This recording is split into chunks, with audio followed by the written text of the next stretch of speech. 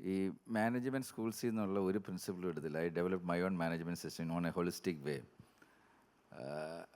ഞങ്ങളുടെ final goal എന്ന് പറഞ്ഞാൽ ഹാപ്പിനെസ്സാണ്. ഞങ്ങളുടെ കമ്പനിയിൽ ഹാപ്പിനെസ് ഡിപ്പാർട്ട്മെൻറ്റ് തന്നെയുണ്ട്. ഞങ്ങളുടെ പ്രൊഫഷണൽ ഗോൾ എന്ന് പറഞ്ഞാൽ വേൾഡ് നമ്പർ 1. അതിന് കുറഞ്ഞുള്ള ഒരു ഗോളും ഒരു ഡിപ്പാർട്ട്മെൻറ്റിനും ഞങ്ങൾ കൊടുക്കത്തില്ല. Today we are world number 1 in 5 fields. അത് ഞങ്ങൾ യൂസ് ചെയ്യുന്നത് IIT IIM എന്നുള്ള ആരെയും ഞങ്ങൾ എടുക്കുന്നില്ല.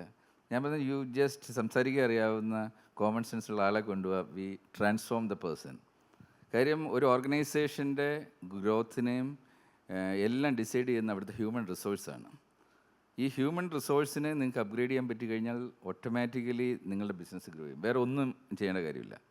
കാര്യം അവരാണ് ഇതിൻ്റെ ബാക്ക് ബോൺ. ഏത് ഓർഗനൈസേഷൻ, ഏത് ബിസിനസ് നിങ്ങൾ ചെയ്തോളൂ.